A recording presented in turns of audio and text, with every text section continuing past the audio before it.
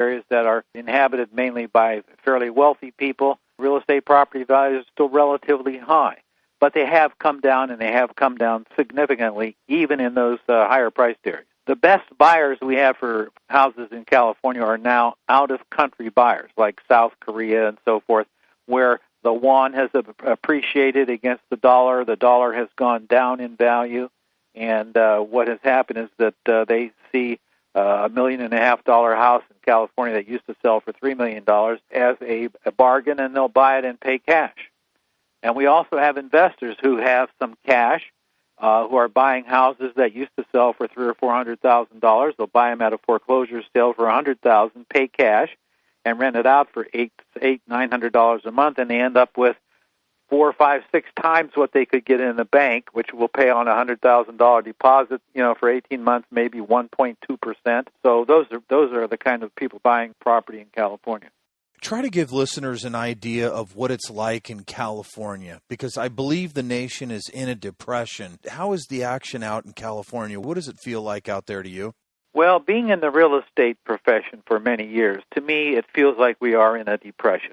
Recently, Sam's Club closed about half their stores in California and laid off 11,000 people.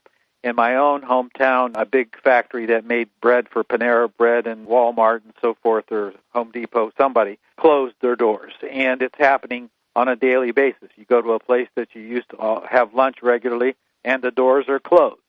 So, it feels like a depression here. But for those people who work for the government or who have high-paying jobs in the technical industries, they work for Google or somebody in Silicon Valley, they're doing fine. So we really used to have what I'd call a lower class, a middle class, and an upper class made lots of money. And now it seems like we have only the poor and the rich. The middle class has been basically wiped out, which I think is sort of happening nationwide as well. Are the malls emptying out and the other restaurants? Well, if you go to a mall, a lot of the stores are boarded up. There is some activity. Sales, there are going out of business sales that are unbelievable, with 80-90% off of prices on everything from televisions to clothes, and people just leaving the state that went out of business, and the state just keeps trying to find more ways of getting more money from businesses, and the businesses just won't take it. The only way that I think either the nation or this state can begin a recovery is to declare bankruptcy in California and start all over, become business-friendly again, cut taxes for business, give incentives for businesses to hire people, get those people working again and paying taxes, and we may even have to switch from an income tax to a consumption tax. Otherwise, many more people are going to leave the state simply because the income tax is so high. I know personally people who made a lot of money have moved to Oregon or some other place that has no in-state income tax, like Nevada as well. And they do that because of the tax rates. And so what they're doing here is unprecedented, and it's not productive for the state. Does it surprise you sometimes, Don, when you look in and they have headlines running in the EU about Greece and the problems in Greece as they try to talk down the euro? I mean, it's a bit of a joke. California has no gold, and I know Greece has over 110 tons of gold that they have, and they could actually sell some of that to pay down some of their budget or their debt or their problems that they have if they wanted to go that direction. California is so much larger, and we're not hearing that globally. We're just not hearing about the problems in California because they're talking down the euro right now, right? And trying to talk up the dollar. That's correct. And if you actually took a look at Greece carefully and calculated the amount of debt they have as a percentage of their gross domestic product, you would find that the United States is not far behind Greece in that ratio.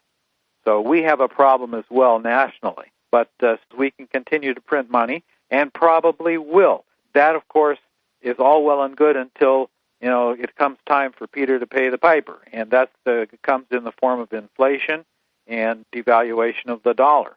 And I'm afraid that's what's coming down the pike in who knows how many years. But we need to straighten out this house of cards immediately, or there are going to be bad things that happen both to the state and the state of California, many other states, and to the nation as well.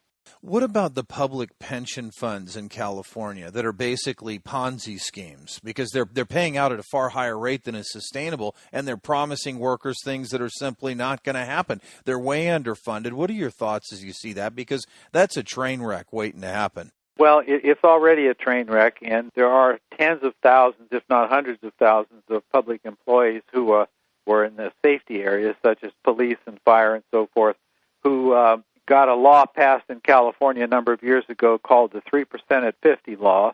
And if you work for a public safety, the fire department, police department, and so forth, you can, when you retire, you get 3% times the number of years that you worked of the highest year-based pay that you had. So, for instance, let's say you had a kid that starts at age 20, works for a police department for 35 years, and was in the Marine Corps for 2 years. They'll give him credit for the 2 years in the Marine Corps, so he can actually retire with 105 plus 9 or 114% of his base pay.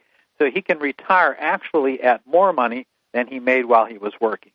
That is not the way a retirement system was designed for this country, and it has to stop. It has to change. It has to be reverted back to something more normal, where people retired on 50 or 60% of what they made when they were working and can live a decent life. But this has created a gap between those who have and those who have not in California.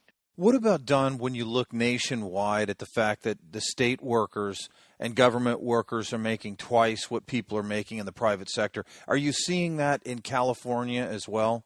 Oh, very much so. I mean, the city managers of cities make huge sum, and they are able to put away, I think, up to 25% of their salary in deferred compensation.